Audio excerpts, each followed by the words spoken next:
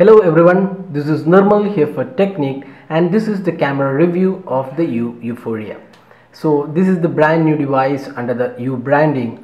This is the second device under the U branding, and this is called Yuphoria, and this comes with pretty decent specs. It has the Snapdragon 410 quad-core chipset with 2GB RAM and 16GB internal storage and 5-inch HD display. So that was the spec aspect, and now this also comes with a 8 megapixel rear camera with LED flash and a front facing 5 megapixel camera.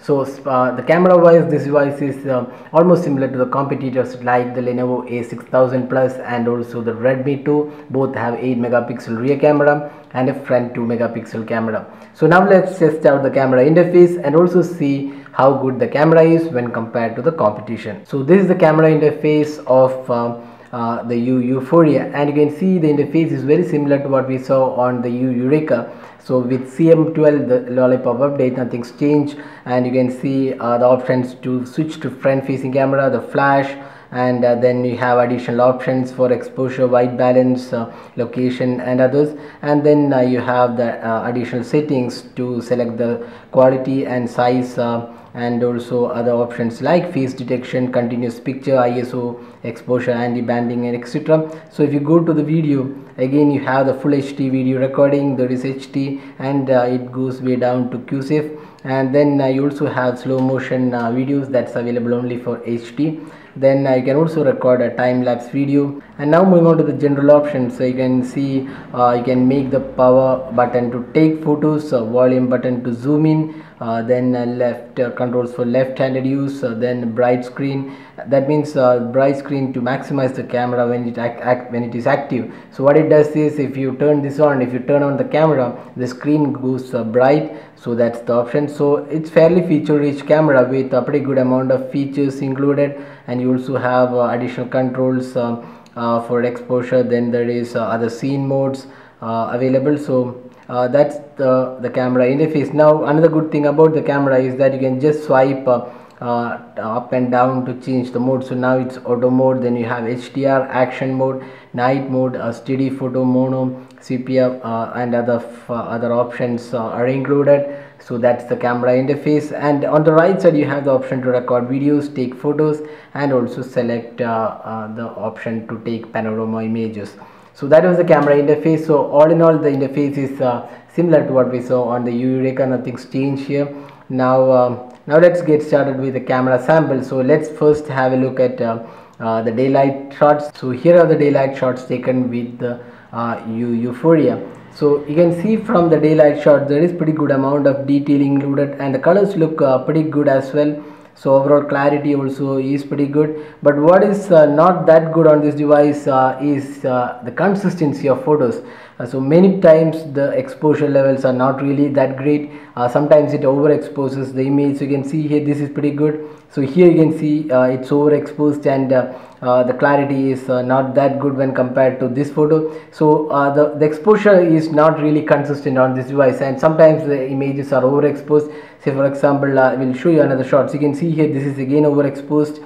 So the consistency is not that good on this device. So what we can say is, although this is a pretty good device with 8 megapixel rear camera, the daylight shots are also pretty decent quality. The colors also look pretty good, the overall detailing is also pretty good, but it's not really consistent, and the clarity of photos is sometimes way out of the mark. So it's not really the best camera in this price point for daylight shots. Now let's see some of the close-up shots. Again you can see the detailing looks pretty good. The clarity of this photo also looks pretty good. There is also a bokeh effect added. As you can see, the background gets blurred, so there is bokeh effect. Again, even in close-up shots, the colors look pretty good, and they're vibrant as well. But what again the issue is the exposure values. They're not really that good with the exposure. Sometimes it's overexposed, sometimes it's the normal exposure. So you can see here this is again not really that great photo.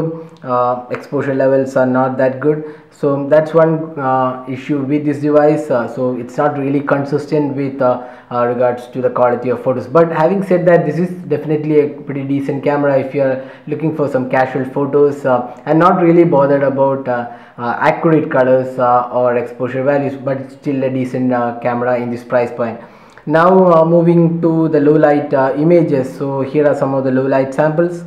So you can see from the low light samples, they're pretty much good quality in terms of the overall performance. Although it's pretty noisy, there is detailing, pretty decent clarity in the photo. Even this is taken in almost pretty low light, and you can see there is pretty decent detailing in the photo, although there is noise.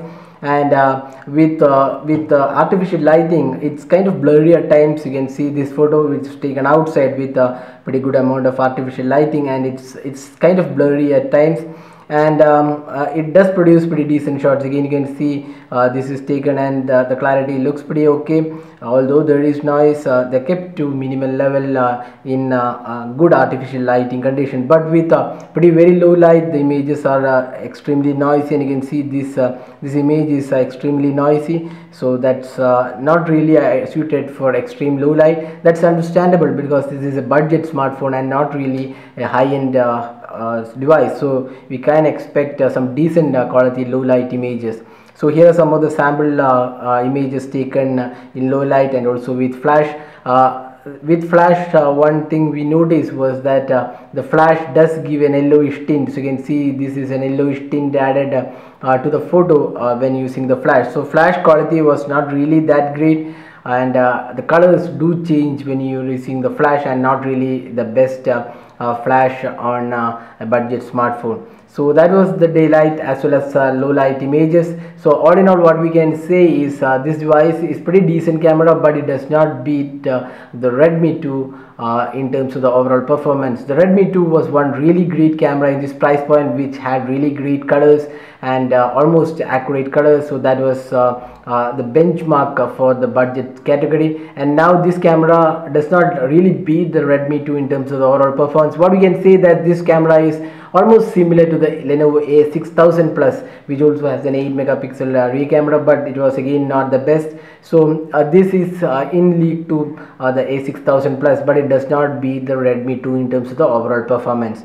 Now this phone also supports full HD recording. So here is the full HD recording sample. Again, this is not really the best recording sample. You can see it's pretty decent. Again, it will not beat the Redmi 2 in terms of the overall clarity of the video sample. So all in all, what we can say is the rear camera is definitely a performing camera, but really not the best in terms of the price point of rupees 7K, where the Redmi 2 is the unbeatable camera if you're looking for great performance. Now talking about the front camera, this device also supports a front 5 megapixel camera. While most of the devices in this category have 2 megapixel front facing camera, this device has the 5 megapixel camera. So this is the 5 megapixel camera. Again, this is pretty good for selfies and video calls, so it can produce decent selfies and you can record videos as well. So overall, we would say the 5 megapixel camera is pretty good in terms of the overall performance and pretty good for selfies. So that was the camera review of the Yuphoria. So all in all, what you can say, it's a pretty decent camera in this price point, although not the best, and it will definitely not beat the Redmi 2 in terms of the overall performance. So that was the camera review of the Yuphoria. Hope you liked this video. If you have any queries, drop in a comment and we'll be glad to help you out with the queries. If you like this video, do hit the like button and also subscribe to our YouTube channel for more videos. Thanks for watching this video. Have a great day.